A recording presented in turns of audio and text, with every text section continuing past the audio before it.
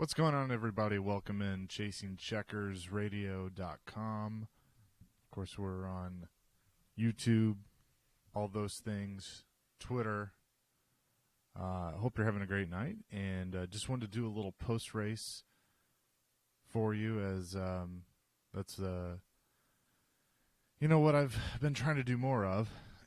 Sorry, I had to get some microphone settings right, but anyway, a big race today at the Goodyear 400 at the Darlington Raceway. Martin Truex Jr. absolutely dominant in that performance today, leading 248 laps en route to the victory, his third of the year. He is the only driver to have multiple wins this year. We've talked a lot about this, it's been a new guy winning every week, except for when Martin Truex Jr. finds victory lane. He has certainly made the most of it in this season, but it's been fun to watch because, like I said, he was dominant today. I was in the post-race media Zoom. You'll hear from him in just a second.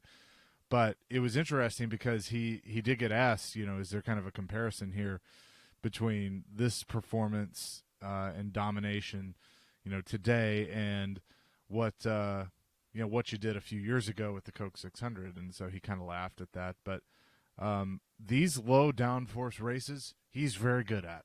The bottom line is he is very good at those, and it has worked out for him. But you got to give Kyle Larson credit. Kyle Larson finished second in this one, as you can see on your screen.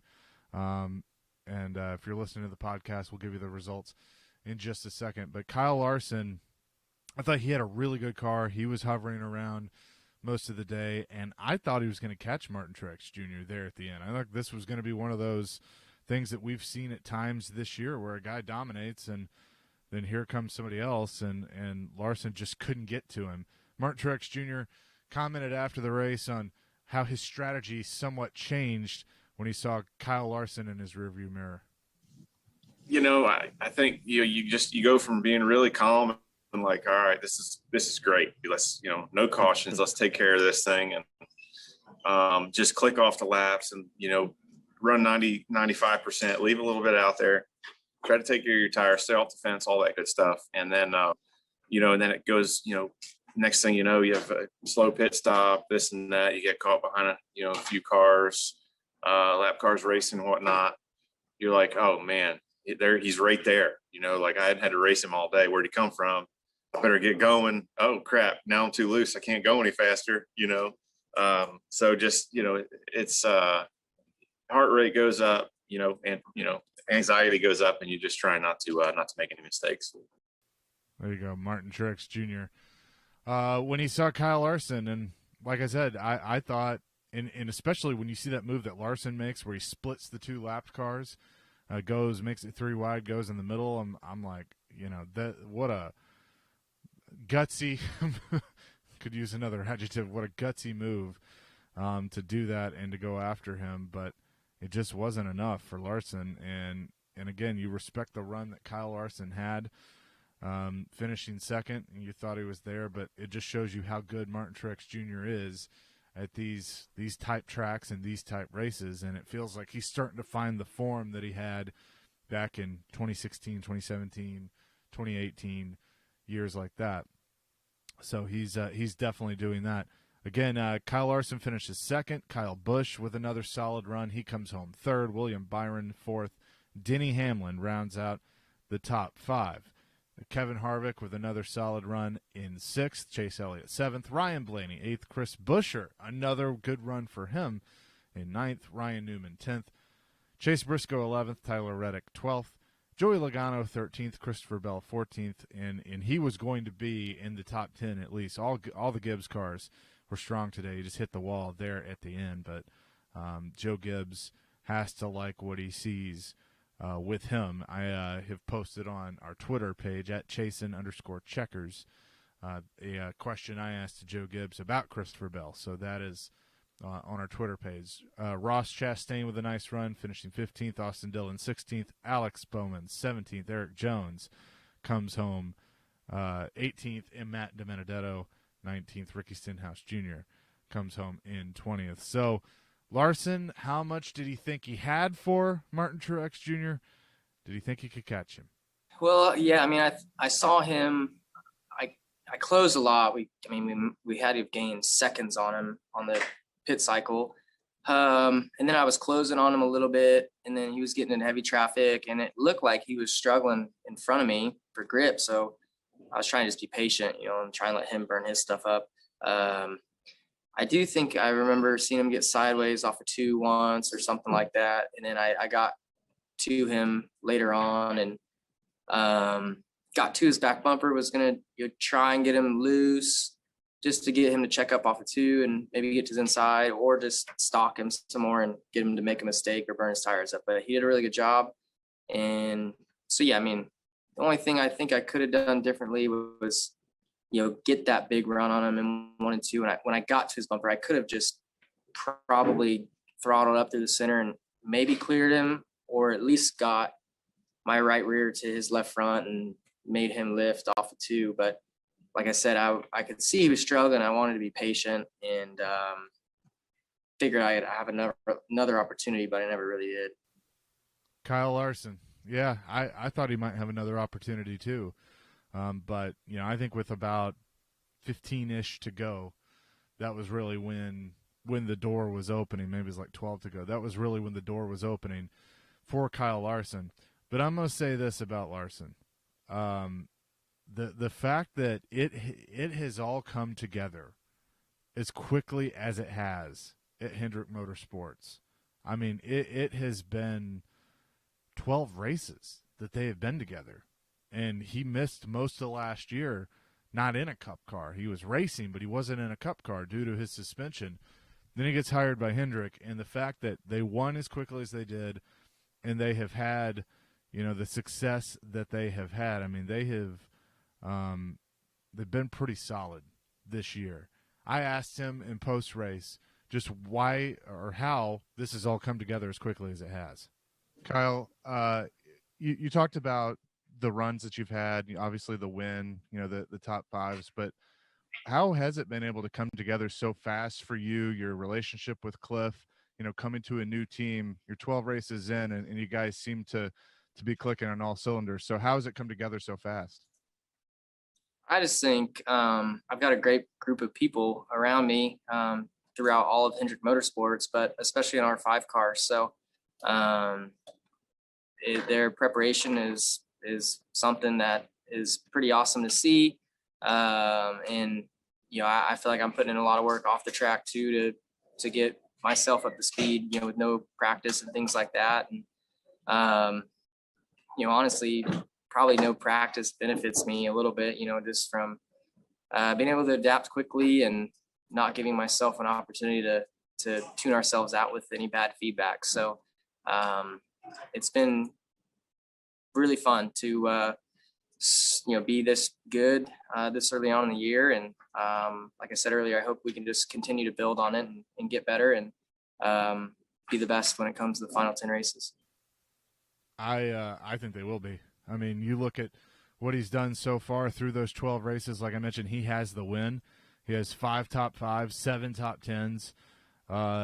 He's led 511 laps this year. So, I mean, it's not like they're just, there and getting good finishes. I mean, he's leading some laps too, and a good chunk of them.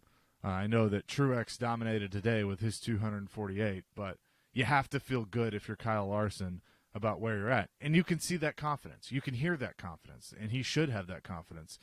It's well documented what happened last year, the mistake that he made, but he's a talented race car driver, and I think that he's much more talented than you have seen in his years in Cup to this point. He's in much better equipment now, not knocking Chip Ganassi Racing, but Hendrick, for the Chevy teams especially, Hendrick is at the top of the mountain. So I think that he has to feel like he's in a really good situation and has to feel good about that with what he's done. Something that, I mentioned earlier, Martin Truex Jr. is very, very successful at these low downforce tracks. He was asked why that works so well for him. I love low downforce. It's all I love it. I feel like especially this year, all three races we won been with this package. So obviously, guys and girls at JGR are doing a great job. But I just, for me, you look at 16, 17, and 18 low downforce. I mean, we very well could have won all three championships. We were right there in all three and won a lot of races. So big fan of this kind of racing, really enjoy it.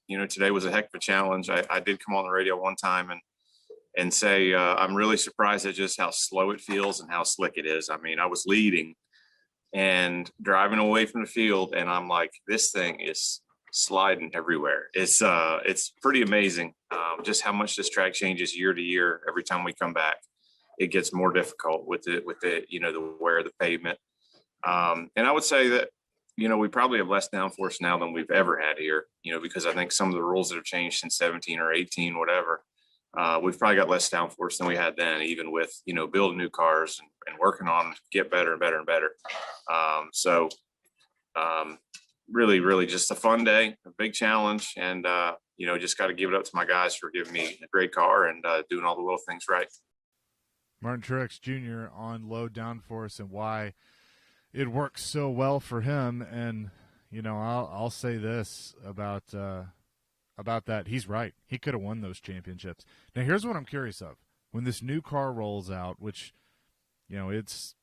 it's going to help this rules package, and I know they're going to have to tweak it, and there's going to be a lot of things that these drivers have to learn, but one of the big things is that it's going to put you're going to have to be a talented driver. And I've always thought Martin Truex Jr. was a talented driver, so I'm just wondering how much this new car may benefit him. If, it just makes him that much better. I mean, what's crazy to me with Martin Truex Jr. is I remember when he came up through the Busch Series, like thinking, this guy's going to be pretty darn good. And he gets into DEI, and it just out of the gates, they struggled. It was, one of those things that DEI was kind of starting to go in the wrong direction, and he didn't win for, 3 years, I guess, that he didn't find victory lane. He finally does, and then goes to Michael Waltrip Racing, and it's kind of the same deal. Like, a couple wins here and there, some decent finishes, but just never really lived up to what you thought he could live up to, and it kind of got to the point where you're like, well, I guess he's just not what we thought he was. And then all of a sudden Furniture Row comes along, which, nothing against Furniture Row, but at the time that was kind of where drivers went when they couldn't get a big ride. And that was after the whole deal with Michael Waltrip Racing. When they shut down, he was out of a ride, and he goes to Furniture Row, and things start to come together. One right away, they obviously get the relationship with Joe Gibbs. That helps, but then you're seeing him pop off multiple wins a year. I mean, he had 4 wins in 16, 8 wins in 17. He wins a championship. Then he goes to Joe Gibbs Racing, and that just kind of continues. 7 in 2019, and then I know he only had the 1 last year, but he's already got 3 this year. It's just he's made a habit of having multiple win seasons, and so I wonder with this new car, is that going to make him even better?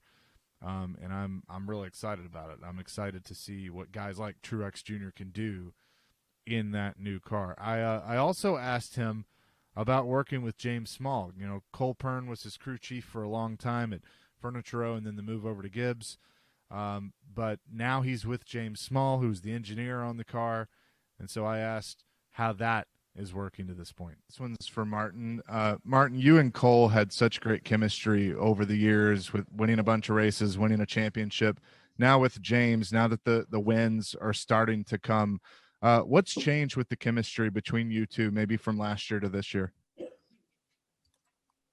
I mean, honestly, I don't really feel like anything's changed between us since he took over the crew chief position. I think, when he was our engineer, we had a great relationship, and I think that's continued. Obviously, more interacting, since he went from engineer to crew chief when Cole decided to do something else. But I think last year James did a great job. I mean, if you look at everything, we were right there. A lot of races. We had some tough luck. We had a lot of second, third place finishes, and we didn't win as many as we should have. But I think I feel like he's done a really great job since he stepped in, and our relationship has been great since day one. I guess if anything has changed right now this year, it's been just confidence. It's his second year. He's more comfortable in the position, and he's getting to go back and look at his own notes and think about the decisions he made last year to certain track, and not so much going off of somebody else's notes. And really, it's just all about having confidence in your decisions. And there's so many things. I know we talk about simulation and all the technology that goes into setting up these cars to show up at the racetrack, and with no practice these days, every weekend I ask James, I'm like, what do you think? How do you feel about it? And he's like, well, if our 600 assumptions are correct, we're going to be really good. So I think just getting more comfortable in his role, getting more comfortable at making those decisions, especially at times where maybe, if you weren't that good at a racetrack last time, if you have enough confidence in yourself to make some big changes, really go for it, swing for the fences. And he's been able to do that this year. That's probably one of the biggest things I've noticed about it, is the confidence. So I don't think our relationship has changed at all, really. But I think James has really stepped it up and done an even greater job this year. And I think that confidence is something that goes such a long way. Whether you're the crew chief, the driver, the jack man, whatever, it doesn't matter. As long as you're confident in what you're doing, I think you're going to see some pretty good results. So I think that Martin Truex Jr. and James Small have quite the relationship, and it's working out for them very well. So there you go. Martin Truex Jr. gets it done today, leading 248 laps. As you see here on the side of the screen, but the standings, Denny Hamlin leads the way, but Martin Truex Jr., and again, these are the normal standings, not the playoff standings as of yet, but Martin Truex Jr. is now in second place in the standings with his 3 wins. Denny Hamlin still looking for his first win of the year, but a good run for him finishing 5th today. William Byron is in third, 101 points back of Denny Hamlin with his 1 win. Then Joey Logano 4th. Ryan Blaney is in 5th, both of them with wins. Kyle Larson, as we've mentioned quite a bit today, is in 6th with his win. Then Kevin Harvick, Chase Elliott, 7th and 8th. 9th, Brad Keselowski. He has a win on the year. Kyle Busch getting his first win last week at Kansas. He rounds out the top 10. And then, of course, remember, they take the top 16. So Christopher Bell, he has a win, so he's in. Austin Dillon, 12th. Chris Buescher has found himself in a pretty good spot in 13th. Alex Bowman with a win in 14th. Michael McDowell, the Daytona 500 winner, in 15th. And Tyler Reddick rounds out the top 16. So we will see how it all shakes out at Dover. Just this information for you, I will actually be at Dover Downs next week. So I will be at that race, the first race that I've gotten to go to in about 2 years, and be able to cover it for all of you. So looking forward to that. Again, you can check out the show 9 a.m. on Saturday Central Time on ESPN 102.5 The Game in Nashville. You can subscribe to the podcast, whether it's Apple, Spotify, Google. Just search Chasing Checkers and hit subscribe. Give us a nice rating and a review as well if you feel so inclined. And then always, everything is available at ChasingCheckersRadio.com and TheGameNashville.com as well. I'm Chase McCabe. Hope you have a great Sunday night. We'll talk to you about Dover this week. Going to be a lot of fun.